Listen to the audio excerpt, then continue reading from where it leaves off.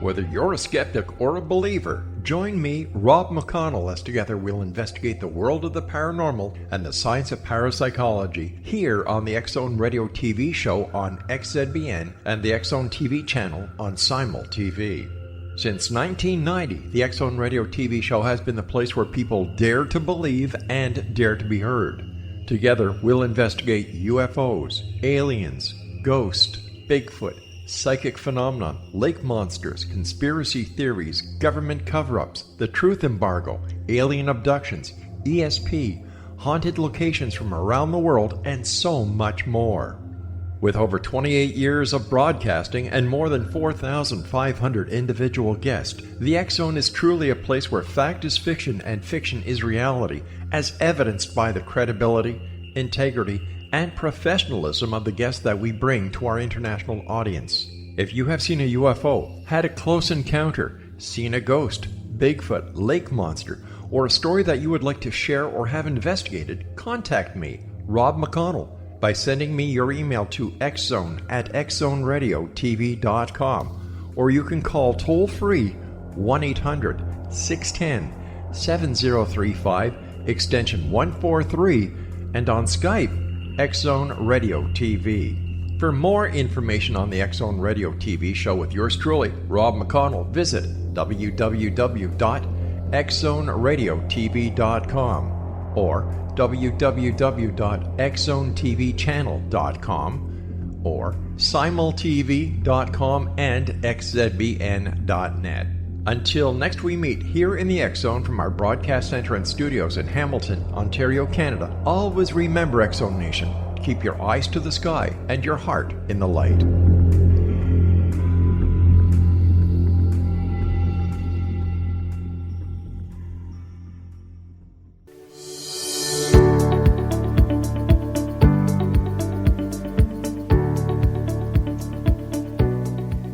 Hi, everyone. This is Patty Conklin and Healing Within. Thank you so much for joining me today. I have an exceptional guest that I know you're going to get a lot of information and a lot of laughs and just beautiful wisdom coming from this woman.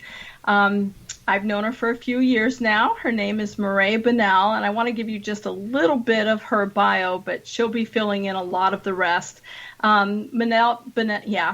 Mirae Bunnell's life story is a testament to the tenacity of the human spirit and the power of perception. As a young single parent, she defied all odds by raising a child while managing a successful career and her college education. As an adult, Mirae defied all odds again after being diagnosed with multiple chronic and incurable diseases. Once faced with a terminal medical diagnosis, she experienced a spontaneous remission, drawing interest from scientific and medical experts across the country. She generously donates her time for both research and medical studies in areas of medical miracles, spontaneous remissions, psychological and spiritual aspects of healing. Research on her medical case has been published and incorporated into curriculum updates for medical schools. Her medical records and aspects of her healing experience are also being referenced in a book on medical miracles and spontaneous remissions scheduled for release in early 2020. Today, Mirae remains actively engaged in the physical, psychological, and spiritual aspects of healing and health. Passionate about improving the quality of life for those suffering chronic pain, incurable disease, and facing their own mortality. Mirae's personal mission is to help others find their own journey of hope and transformation. And I can tell you, folks, you're just going to really love hearing her story and how she's adapted and overcome so much. So, Mirae, thank you so much for being a part of the show today. Well, thank you for having me. It is just wonderful to have you on, and thank you for accepting this and coming on and sharing with our listeners today about your experience.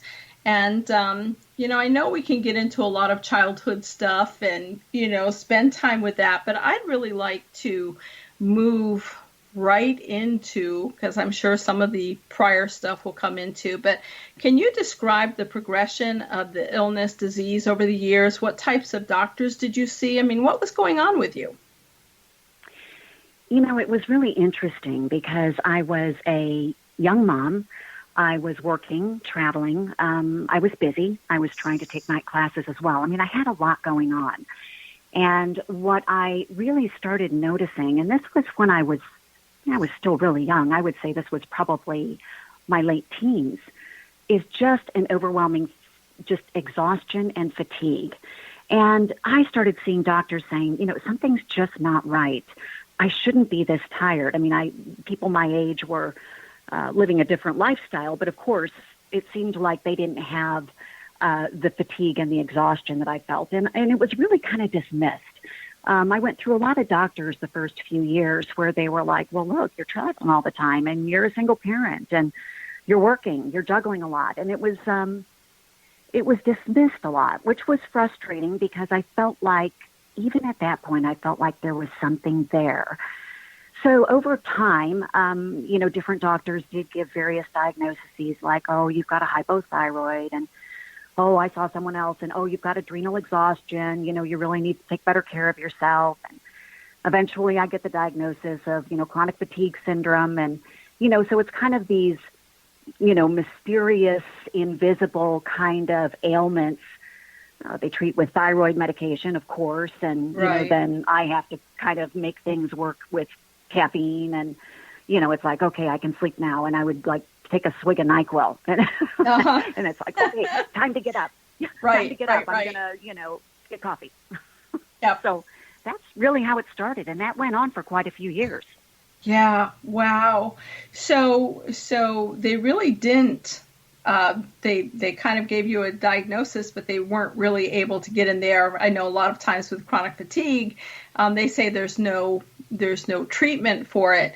And I'll throw my aside in there for folks with chronic fatigue. A lot of times it's boundary issues, folks. So really look in your life if you're setting appropriate boundaries. But how did the years of dealing with the chronic pain and the invisible illness disease change you? I mean, where did you have to go in order to cope? Really, there was kind of this trajectory that continued of escalation. Once I had been through all of the doctors that had basically said, oh, lifestyle, eat better, whatever, I did eat well. But, there was definitely things that were happening, increasing flus and colds and aches and pains. And, it was just much. I mean, my friends were always joking around. It was like there were 3 New Year's Eves in a row that my friends were like, hey, at least can we get you out once a year? Well, every year on New Year's Eve, I'd be sick. So it was just the way that it worked. Yeah. And, so this became, something where I thought, no, there's just something not right. And, the pain that was associated with the aches and the flus, it just became kind of constant and increasing and evolving. And so I was seeing different doctors by this time, and they're saying, well, you've had prolonged stress and we think it's affecting your immune system. And, you get the diagnosis of fibromyalgia, which, basically means that they can take some different approaches to treat you, but it's still kind of this mysterious, invisible kind of pain. And then I started to learn that there are different types of pain that you need to be able to articulate. Mm-hmm. So is it joint pain? Is it nerve pain? Is it bone pain? Is it muscle pain? So then I kind of graduated into the area of pain management. So that kind of brings a different level of medical treatment, where it's the diagnostic imaging and looking for things like pinched nerves. And, I got diagnosis, you've got, herniated discs, you've got pinched nerves, you've got complex regional pain disorder, you've got connective tissue disorder. I'm still like, okay, I still don't know what these things mean other than the pinched nerves. I got that. But then you get kind of into that realm where, okay, here's medicines like gabapentin, and that'll help take the edge off the nerve pain. And here's other pain pills and patches, getting epidural injections, that kind of stuff. And it was kind of like chasing a ghost. And so that escalated to where, it was like, okay, we need bigger tests, right? So having full body bone scans when I knew good and well they were looking for cancer, different nerve conduction studies, different imaging. And then we got to the point where, okay, well, do you need that body part? Maybe we can take it out, right? So, let's go ahead and, remove the silicone breast implants because that maybe that's a problem. Or right. Let's do a hysterectomy. You don't need that anymore. A bilateral oophorectomy. You don't need that anymore. So what kind of a time span? I mean, are we looking at? Are we looking at 2 years? Are we looking at 5 years that they were coming up with all these different things, or was it fairly concentrated? I mean, how long were you jumping from diagnosis to a conceptual diagnosis and doctors really saying, I don't know? No, at this point, by the time they were doing like the bone scans, looking for bone cancer and stuff, this had been going on for 20 to 25 years. Wow. That's a long time to have a career, raise a son, and exist and be in that much pain. That's a lot of time, 25 years. Well, it is. And I just felt like there's no way that a body could have this much pain and this many different types of pain and not have something really wrong.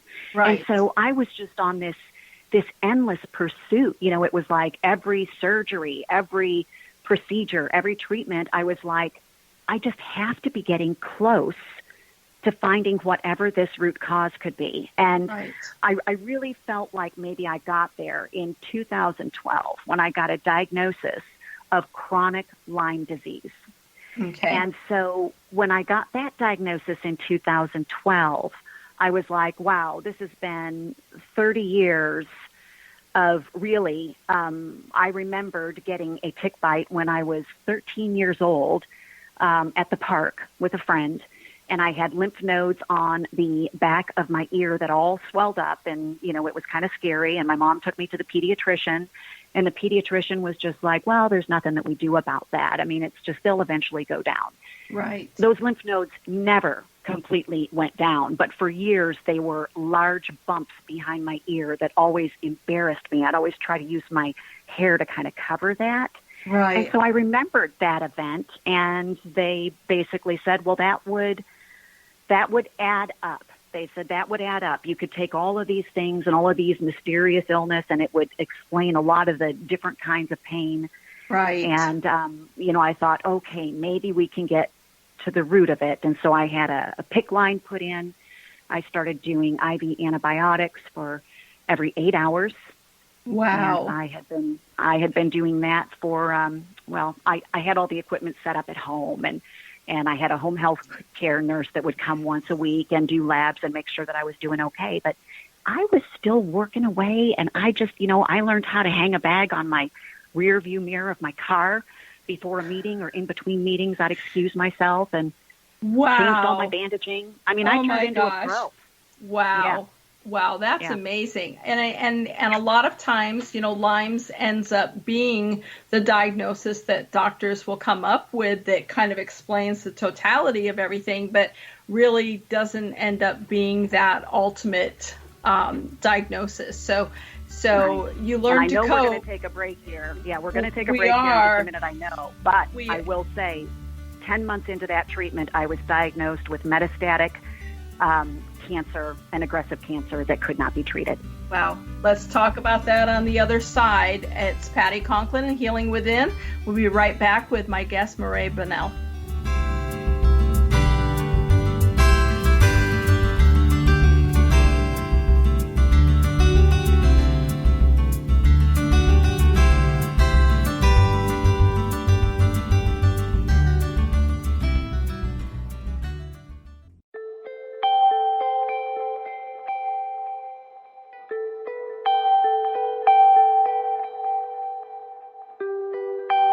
It's hard to listen to the news without realizing we're living in volatile, unprecedented times. Yet never has there been such an opportunity to transform the human condition. As old structures fail, where can we find the guidance to co-create a better way? Find Your Path Home is an ever-evolving, leading-edge information, education, and healing resource center designed to support and guide you on your path to unity and enlightenment. Based on sound principles employed by shamans worldwide, we provide techniques that can support you through the current transitions, offering online shamanic classes, international long-distance shamanic healing sessions, complimentary Mission Evolution radio episodes and Stairway to Heaven TV vignettes, seminars, retreats, and much more. All of this can be found on findyourpathhome.com. So I was watching the X Zone TV channel last night when I was abducted by aliens, and they kept repeating to me over and over again, simultv.com, simultv.com. What's simultv.com? That's what I asked them. They had it written on the side of their UFO. How do you spell that? UFO. No, I mean simultv.com. simultv.com. simultv.com. Right. simultv.com. Interesting that you were abducted by aliens in a simultv.com UFO last night. Oh, yeah? Yeah. Now that you mention it, I remember now last night I was awakened from a deep sleep. My great-grandmother was standing there. She said she'd come from the hereafter to tell me about simultv.com. She even spelled it out for me. simultv.com, sonny boy. simultv.com. simultv.com, sonny boy. Wow. Yeah. Guys, you'll never guess what my psychic guru just told me. simultv.com. Exactly. Are you guys psychic too? Of course. We all know about simultv.com. simultv.com.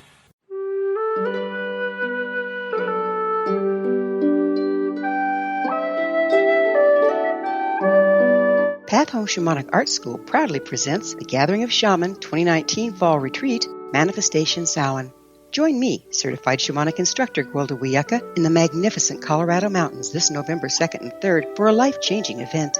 Participate in unique teachings and ceremonies that'll put the power and magic of shamanic manifestation into your hands. Sit in circle with like-minded individuals, sharing group energy and the power it generates.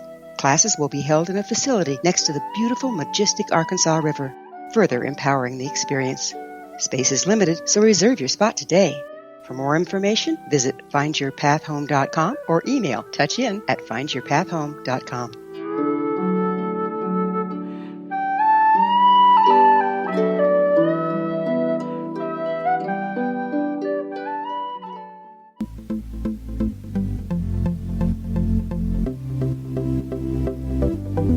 Hi, everyone. Thank you so much for listening in today. This is Patty Conklin in Healing Within, and I have a wonderful guest, Mirae Bunnell, who is sharing her story of pain, misdiagnosis, kind of a long time frame of going through a lot of different diagnoses and working full time, raising a child, and doing your self IVs. That takes a lot. But finally, you were told what? Tell us again. Right before we went to break, you were sharing what they finally diagnosed. Yeah, so 10 months into doing the antibiotics 3 times a day via the PICC line, and I was so good at it, and I thought, I'm going to get this, I'm going to get my life back, and I was really starting to feel hopeful, where I'd been frustrated for some time. And then the doctor just, kept looking at something on my neck that had been bulging out on my neck, and he didn't like it, and he said, I really feel like you need to go get a surgical biopsy because that keeps getting bigger, and it could be that the next round of antibiotics could address that. It could be a co-infection that we haven't treated yet. But he said, I just feel like it's been growing very rapidly and it should have a surgical biopsy. So he wrote a note and ordered a biopsy. I had a surgical biopsy. They took out, basically like a 1-inch cube, a very large section of it. And they called me 2 days later and said that it was an advanced stage of a very aggressive cancer that was that didn't respond to treatment. So, it was just. It was something that you might see in a movie, but you would never think it would happen to you. Right. It just, like time just stands still. Yeah, absolutely. And so, obviously all the emotions of shock and terror and everything went through you, and they really weren't giving you any options. What was their prognosis, and what did they want to do? So they kind of went through some math. I had a team of 3 different doctors. I had, of course, the oncologist, and then I had a head and neck cancer surgeon, and then I also had another specialist for that particular kind of cancer. And so there were 3 doctors on my team.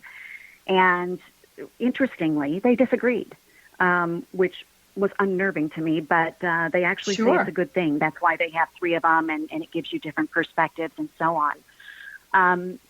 At that point,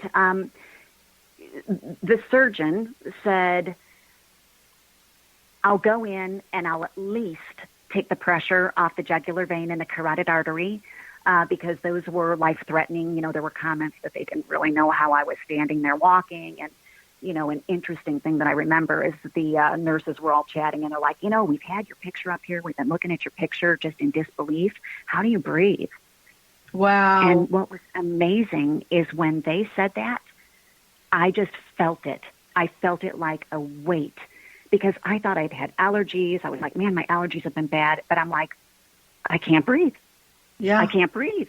Wow. And that was one of those moments where, and then I think the nurses were probably like, oh, we really shouldn't have said that, Yeah. But, yeah. You have those moments that kind of sit still in time where you have these different realizations of you want to go through the denial and oh, there's a mistake. I should get, a second opinion, a third opinion. And of course I did do those things. But it is certainly something when they explain to you that this is a cancer that responds to chemotherapy less than 5% of the time. It is not operable, so it was diagnosed as it was not resectable, was what they said. And so, the surgeon wanted to go in and at least take the pressure off, which might give me a little more time so that I didn't stroke out at any minute. Right. Because it was tied into your jugular and carotid, correct? Yeah. It had completely deviated, and it had wrapped around in different tumors. It was like a conglomerate. They said it was beautifully complex, were the words that they used. Wow. Beautifully complex metastatic conglomeration of tumors. And so it literally was pinching off. It had deviated the carotid artery and the jugular vein. And, they were saying, well, if we did go in, we'd have to do a jugular bypass. And, so even to buy a little more time, I was going to, not have the ability to spit or swallow. I was not going to be able to use my right arm. I mean, it was like, the list was very long. Right. Were you still working?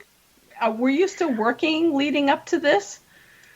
Yes, diagnosis? I had been. Wow. I had been working the entire time. In fact, I felt by that time like I'd been living a double life, because all of these years I hid this from everyone. Right. I didn't want my work to know that I had health issues. Right. I did not want, my friends to know, other than they would joke and say, well, you're sick all the time. It's like, but I didn't want people to know. And I think that there's something about pain that's different. Pain is often invisible, right? Right. People can't see. If they've never dealt with it, they don't understand. And I mean, let's be real. They don't want to hear about it, right? Right. People do not want to get on the phone with you and listen to you talk about how bad your pain is. Right. They might do it for a little while, but that's not something that they enjoy. So, and the thing is, you were in corporate America.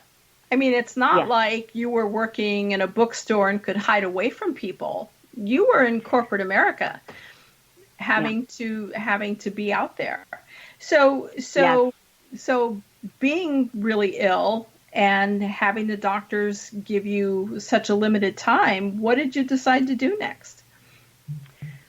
Well, the initial shock and disbelief, where the head is spinning, I had a very hard time focusing. Like, I had adrenaline that was kicking in, and my body didn't know what was happening, so I just automatically felt anger, right? I was angry at the doctors. I knew that something was really wrong. I've been telling doctors for years, there's no way that a body can have this much pain for this long and live. I've been saying that for decades, right?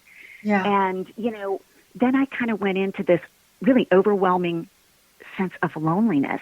And I think that it was the realization where I was like, oh my gosh, I can be in a room surrounded by people, but I'm the only one that's going to die. I got to do this alone. I have to die alone. Wow. And then, that all of a sudden, kicked in a level of fear that I didn't know existed, because I just went screaming back to my childhood, like trying to remember Sunday school lessons and wait, let's go back. I got to get myself, refreshed on, what is heaven? What is hell? Who goes where? What's the, what's the criteria? Right. What's the criteria? My whole life. Right. Exactly. Yeah. It's like, okay, oh my gosh, I don't have time. But I felt like the first thing that I needed to do was I got to find a way to come to terms with this, because I was just pacing the floor. I mean, when I came home that night, I couldn't sleep. I couldn't eat. All I did was pace. I couldn't watch a TV show and sit down. I couldn't sit still. My mom wanted to hug me. I'm like, no, don't touch me. Right. It's so hard to explain when your body is like on fire, but everything feels like pins and needles. And then, of course, you have the pain on top of that. But, I realized that there were, that I seriously needed some help. I'm always a very organized and strategic and planning kind of personality, but I was in way over my head. So I really felt like I needed to find some help in a very, unusual circumstance where, I've got very little time and I need to figure out what I believe, because right now I'm freaking out, kind of chaos.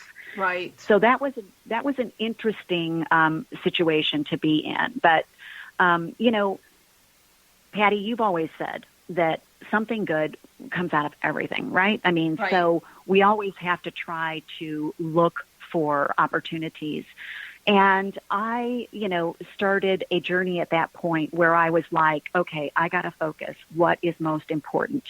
And certain things that surprised me, like I felt the sudden need that I had to clean out my basement. Like I thought, there's no way that I want to leave my parents with having to go through all of my boxes of, stupid pictures and, clean up all of this mess. And, nobody should have to go through my house and nobody should have to, sell everything. And, so it was like, okay, I've got to figure out quickly if I've got 4 hours a day that I could be out of bed, because really that was about it. Yeah. I had to masterfully plan that 4 hours. What was I going to do during that 4 hours? What could I do laying in bed, to manage the pain? And I had all these little pillows and everything that I could get propped up so that, it would help the places that hurt the most. Right. And so, yeah, I also reached out and tried to find some help. That actually is how I got connected to you, Patty, which is a great story all in itself. But I knew that the one thing that was most important to me is I had to get right with myself. Yeah. And I had to get some sort of peace in transitioning, because I was terrified to die. Right. Terrified. So when we come back after the break, let's talk about how you coped with that fear and that terror of dying and everything that was kind of looming in front of you, because that was a pivotal time, I suspect, in your process of going through this non-treatable aggressive cancer. So when we come back, folks, let's talk to Mirae about what she did next to overcome this. So it's Patty Conklin and Healing Within, and we'll be right back, and we'll continue our discussion with Mirae Bunnell.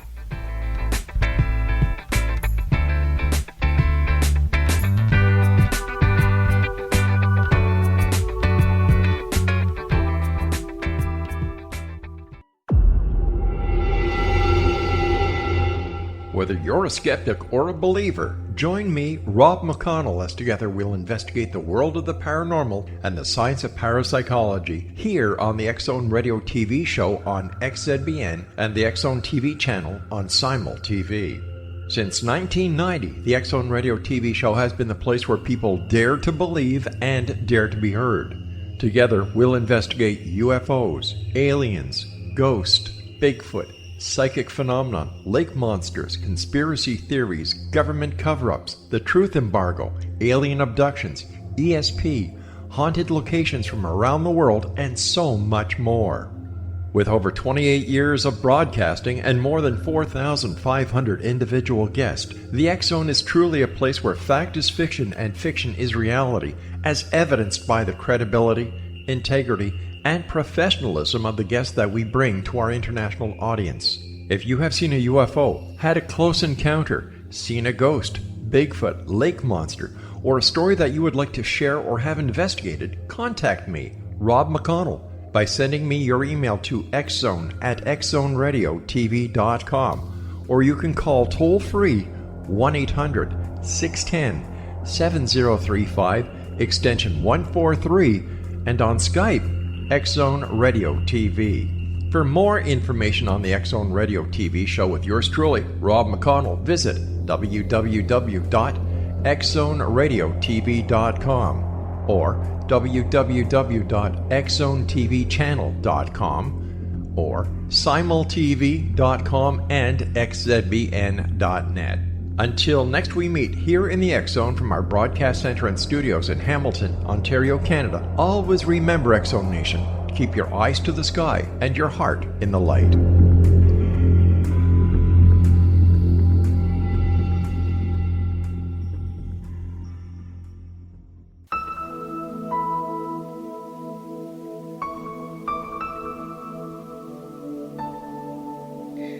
Thank you so much for coming back and joining. I'm Patty Conklin, and you're listening to Healing Within. And we've got a wonderful guest on today, Mirae Bunnell, talking about her experience with, at this stage, being diagnosed with aggressive cancer and non-operable, and just kind of moving into the fear. And I just want to join in with you, Mirae. I know that you know my story in my late 20s, being diagnosed with both forms of lupus and being told that I only had a few years to live, and overcoming it. So part of how we overcome things is how we face it and our perceptions of it. So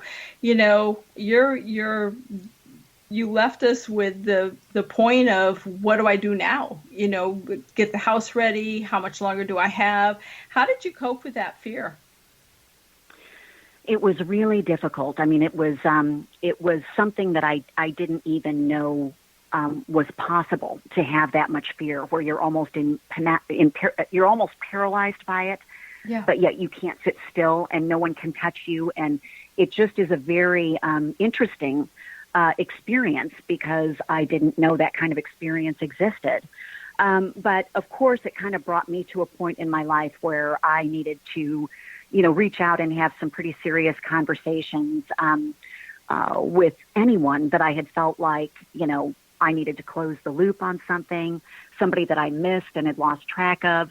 I mean, this was something I could do from bed. So, during those hours that I was laying in bed, and not sleeping, I would make phone calls, and to someone that I felt guilty over missing their wedding and then not explaining. It's like I'd just reach up out of the blue and call them, and they'd be like, "Wow, we haven't talked in all of these years," and like, what's going on? And I would say, "Oh, I was just going through some pictures in the basement. I saw a picture of us, and boy, did we!" You didn't tell them. Well, in some cases I told people, but more often than not, I just wanted to close the book and say, I just wanted to thank you, because when I saw that picture, I realized how much, you meant to me in that point in my life. And, I'm, so glad that we crossed paths. So in a lot of cases, I did not tell people. I just wanted closure. And what was interesting is, as I was going through that process of looking through photos in the basement, and, shredding them, because I was just like, nobody should have to go through all my photos. And as I looked at people, I started to have a very different perception of my relationships. And a guy that I had dated that really wasn't very nice to me.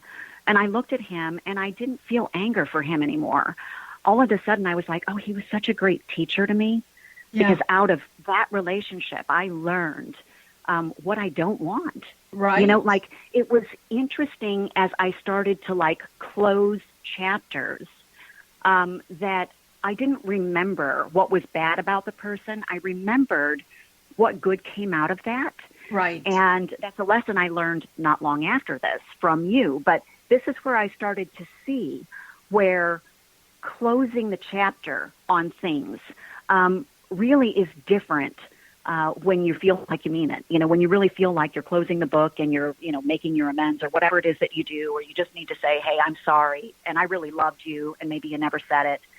But kind of closing the book on those things. And I also, having a very religious family, was talking to them and it's like, hey, help me understand, I haven't been to church in a long time, and they're there all the time. So, get me up to speed and, help me understand how I can be one of the good ones, right? That goes to the good place. Right. And, and by the way, say some prayers for me, because you've been at church every Sunday and I have not. So, those kinds of things.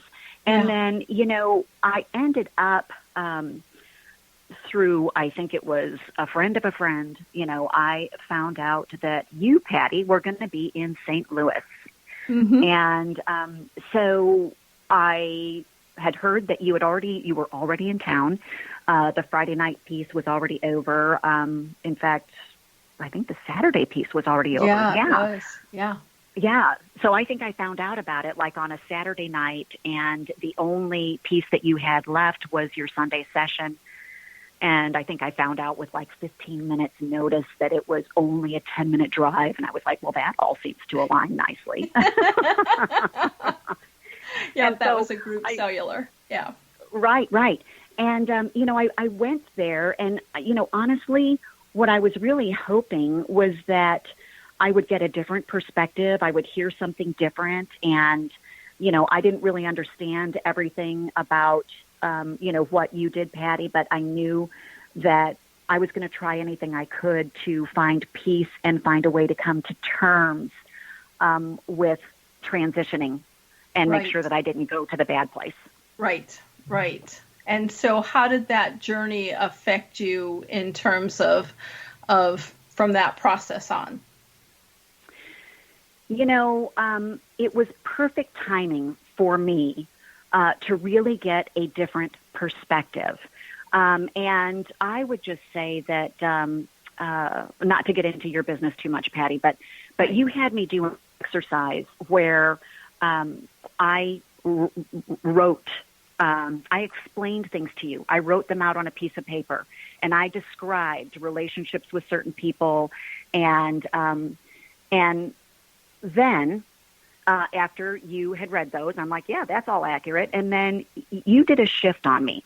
And, you asked me to remove one aspect of the relationship, like one dynamic.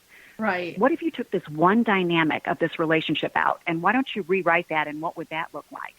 And I was like, oh my gosh. Oh, holy cow. So this is like, all right, if you can get past the hand that might be right in front of your face, blocking your eyes, mm-hmm. all of a sudden you can see something totally differently. And the truth is what we hold based on how we are seeing and interpreting, information based on what we've learned in years past. And I started realizing, wow, you can actually change your perception, and it will change. It'll change what you're dealing with. Right. It was an amazing shift for me to start feeling empowered to say, I have the ability to change that dynamic. Yeah. I have the ability to change my perception, and therefore that will allow me to diffuse that situation. All of a sudden you're empowered to not be victim or stuck by circumstances that you don't want or like. Right. And so that's been one of the biggest gifts that I've ever received, was that ability to look at things differently. And I will tell you that I would say at that point, one of the most important areas that I needed to change my perception mm-hmm. was with how I dealt with pain. Yes. And for years, I felt like I'm such a nice person. I do good in this world. I feed stray dogs. I help sick animals. I donate money. It's like I'm a good person. The world is a better place with me. You know, why? You know, why me? Kind of. And and I really started to feel like pain was a punishment. And I don't know how that started, other than pain hurts. When you're punished, it hurts, right? So you probably feel pain. I don't know. Somehow I created that association. And I think a lot of people do that. When I have pain, I must be doing something wrong, or I wouldn't be experiencing that. Yep. It wasn't just me. Wasn't just you. I really took it like to the next level and felt like, oh, every mistake I made in my life, and you know, I must be being punished. This is a you know, condemnation, or this is a punishment for me not being a perfect person. And you know, the biggest shift that I needed to have there was to realize I'm not being punished. This is the only way my body knows how to communicate with me.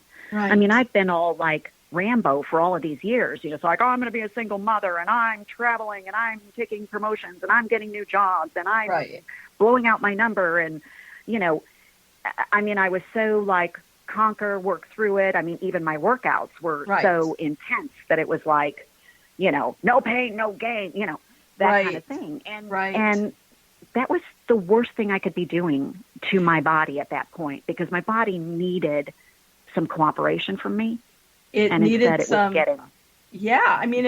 cooperation. But I mean, look at the fact that not only was it an aggressive cancer that was non-treatable, right?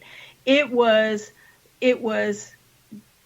connected and encompassing your jugular and carotid artery. I mean, so not only are you dealing with cancer, you're being suffocated to death.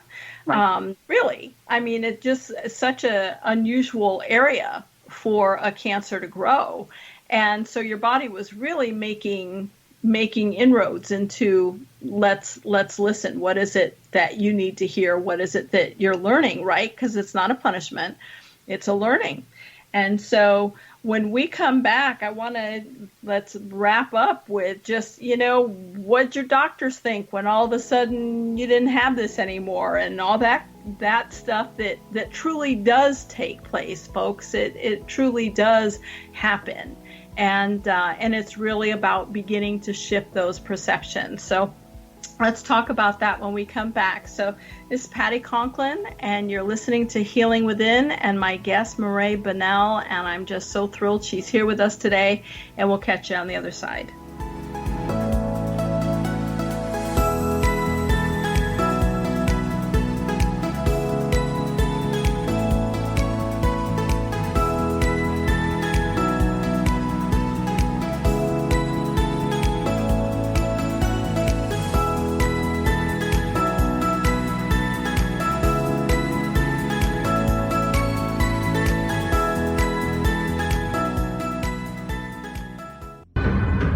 If you are looking for a safe, zero-calorie natural option to the harmful artificial sweeteners on the market today, Just Like Sugar is what you're looking for. Just Like Sugar is a wonderful natural alternative for those health-conscious people who choose a calorie-restricted diet with a great, pure, sweet flavor that tastes just like sugar. Just Like Sugar is a great natural option for people suffering from diabetes and may be useful in restricted diet programs where standard sugars are not allowed and does not cause a laxative effect of some other sweeteners. Just Like Sugar comprises a perfect blend of chicory root fiber, natural calcium, natural vitamin C, and Just Like Sugar's sweetness comes from the natural flavors from the peel of the orange.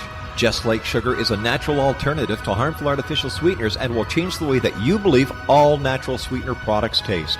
Just Like Sugar is available at your local Whole Foods markets, Wild Oats markets, Henry's, Sun Harvest, and many other fine natural food stores in the U.S., Canada, and worldwide. They are here, and they've been here for thousands of years, making their presence known in the shadows. They might be seen by a lonely motorist on a deserted road late at night, or by a frightened and confused husband in the bedroom he is sharing with his wife. But who are they? What do they want? Why are they here? Perhaps most concerning, has the government been aware of their presence all along? The new book by L.A. Marzulli, UFO Disclosure, The 70-Year Cover-Up Exposed, delves into the world of UFOs. Can full disclosure be soon? Order now to receive a free hour and 37-minute DVD on the UFO phenomenon. UFOs are real. Get both the book and the DVD, a $40 value, for only $19.99. To order your book and DVD today, go to lamarzulli.net. That's LAMARZULLI.net. You have heard of the X Zone? Now watch it on Simul TV, plus 500 video games, live TV channels, free video on demand, worldwide, and more. Does this sound like tomorrow's television? Well, it is, but you can have it today, right now. It is Simul TV. Simul TV offers what the others only wish they could provide. 15 exclusive channels like X Zone, Sci-Fi, and Horror. We are worldwide. No other provider offers that. 500 built-in video games. No need to have an extra expensive system. We have them included. Free video on demand. Live streaming events from around the world, interactive online network, and much more. Tomorrow's TV today. Simul TV. Sound too good to be true? Well, it's not. You can have Simul TV today. Sign up at simultv.com. Do it today.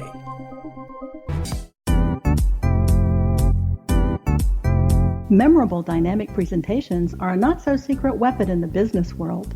Do you have a powerful message that must be shared, but you haven't found a way to deliver that message? Do you want to be known as a top public speaker who gets amazing results? Are you ready to create and deliver your powerful message? Thomas Hides can help you create and deliver your speech to get the results you desire. Visit iconquality.com. Did you expect your business to flourish, but instead it plateaued or didn't get off the ground yet? Would you like to achieve massive goals and discover new sources of income within your business? When you're ready to experience that type of success with fast results, Cindy Hendricks is the business coach for you.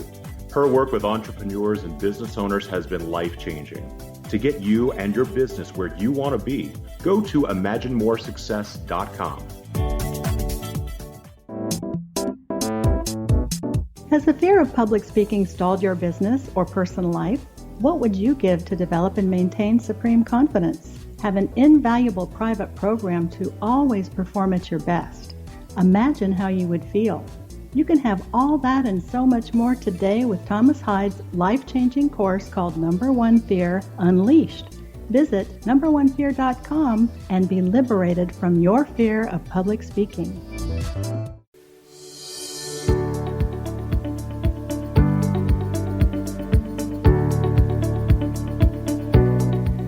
Welcome back, everyone. It's Patty Conklin and Healing Within. Thank you so much for tuning in today, and I hope that you'll listen to this show again and really kind of take it into the depths of how it's meant and share it with loved ones who may be going through a challenging time, and know that there's always hope. There's always a shift of perception that can make such a big difference in someone's life. My guest today is Mirae Bunnell, and we've been having a wonderful talk about her experience of being diagnosed with an aggressive form of cancer that was tied into her jugular and carotid arteries and her perception of life. So, Mirae, obviously you're still with us. And so the doctor's feelings of what was going to be taking place with you didn't materialize. What happened? So, in my world at that point, now I am not working, which I've never remembered a time in my life that I wasn't, working. I've done that since I was, a teenager. And I'm not working. I am focused on, a handful of my top priorities of things that I feel like I need to clean up and resolve to make peace. Mm-hmm. I was looking for you, reaching out, to you to try to help get some perspective on dying, not being a horrible thing. Yeah. I remember you told me once, Patty, you were like, death is not necessarily a bad outcome. And I'm like looking at you saying, what did you just say? It's a win-win situation, right? Yeah. I needed to shift my perception a little bit more before I could embrace that. But yes, I needed to do a lot of digging deep internally, and I did. I mean, I've never spent so many hours, literally. I mean, just on my knees, like praying, like to anyone that could hear a prayer, just saying, you know, help me get through this, help me manage the fear, help me, you know, help me not completely melt down, you know, as I go through this process. And you know, what was amazing is that doing a lot of these things with the closure with people and making things right and saying things that maybe I hadn't sent, you know, in a way, it kind of like takes a little bit of a load off. I don't know how else to describe it, but it's like, you know, after a week or two of kind of knocking out some of these things that have been weighing on you for years, all of a sudden it kind of starts to feel a little lighter. And I did start feeling a little lighter, and I did start looking at things a little bit differently. And I was suddenly realizing that every situation, every experience was good. And I never would have said that before, right? Because you say, oh, you have good experiences and you have bad experiences. No, not so. Every experience is a gift, and every experience is good, because every single thing that happens to you in life is an opportunity to learn and develop and evolve and become stronger. I mean, really, you can look at this differently and start to understand that there's really no judgment. You know, there shouldn't be the judgment that this is bad or I was bad. I would like to look at it and say, well, I was a very high-spirited and independent person. There you go. Not bad. I was just different, and our differences make us interesting and beautiful and all of that other stuff. So what was amazing is that I don't know if it was every 30 days, I would go in for scans. And they did want me to take there was a phase 3 study that was taking place, and they're like, well, we want to take these 2 drugs that people took before and it didn't work, but we're wondering what's going to happen if people take them together. How does that sound? I'm like, well, I mean, obviously I don't have anything to lose, so okay. So what was interesting is the hump on my neck was actually smaller before I even started taking the medicine. Wow. It's like, well, that's weird. Is it shrinking? And then it's like, okay, well, take this medicine and see what happens, you know? And then it was like, they said that the goal of the medicine, what they were hoping to achieve in the study, was they were trying to see if this medicine could shrink a tumor by 30%. That was the best case scenario that they would be hoping. And so it was just a matter of a couple of scans, and they couldn't even find the tumor. Now, this was a very large tumor. This was like a small sweet potato, right? And it was sticking out of my neck. And so, you know, how do you go from that, you know, to having a scan where it's like way small, and then you can barely see it, and then it's completely gone? And so no one could explain it. They said it wasn't possible, and we're just going to have to go in and do a neck dissection. We're going to have to open you all up.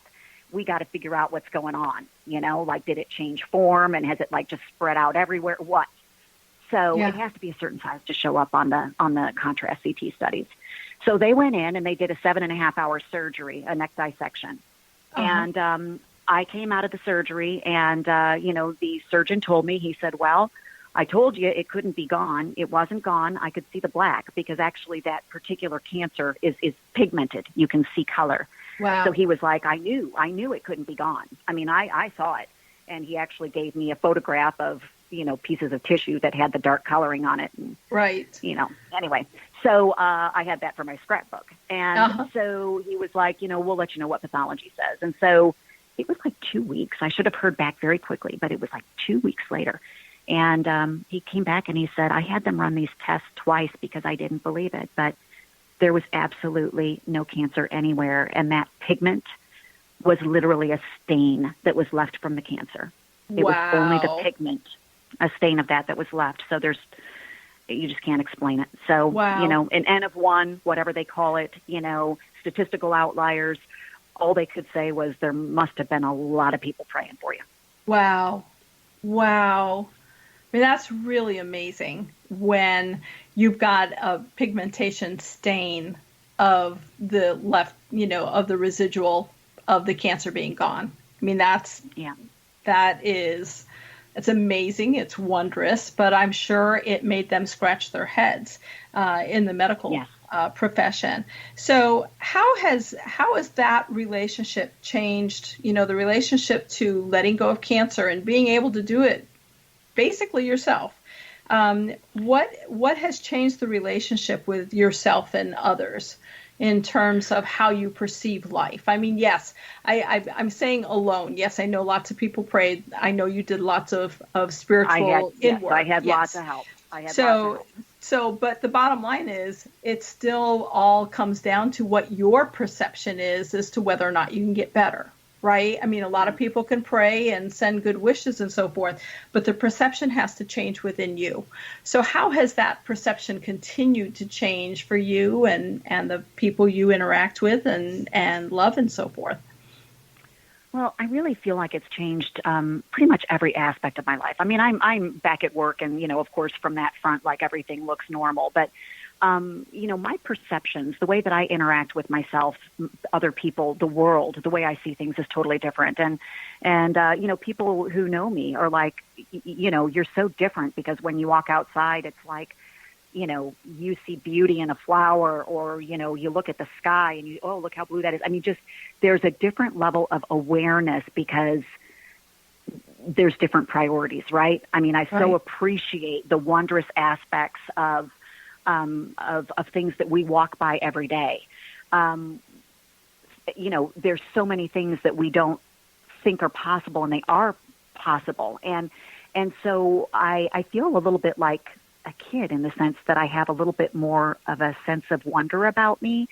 Mm-hmm. And I definitely understand and know that healing and pain, it can mean so many different things to people. And I've had people, ask me, what should I do, for a friend who's sick, or, what should this person do? And when I get those questions, I kind of pause, and, I always encourage someone who asks me for my opinion or my thought, does that person, are they asking for advice, or are they just needing someone to be with them?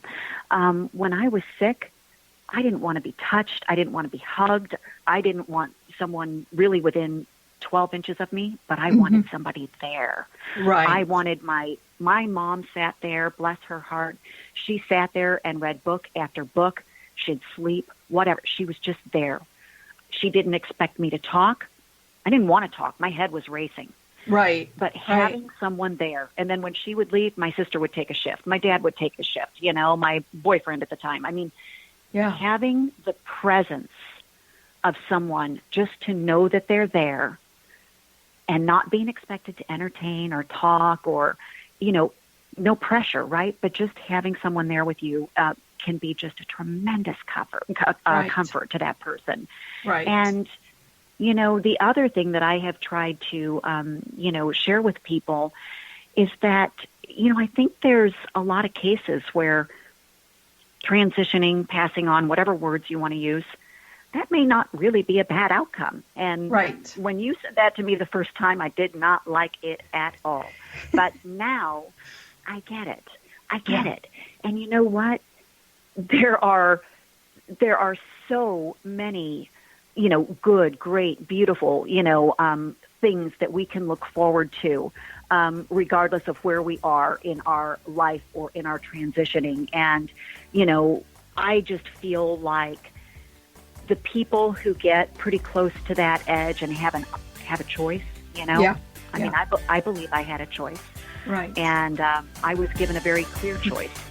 I could stay. It would be a lot of work, or I could go. And I chose to stay. But we shouldn't judge someone who chooses to go. Exactly. Thank you so much for sharing your wisdom and your thoughts and your words, and you're just an inspiration to everyone. So thank you so much for being a part of the show today, Mirae. It's Patty Conklin and Healing Within. Thank you so much, folks, and I know that you learned something from Mirae's wonderful words. Thank you so much for being a part of today.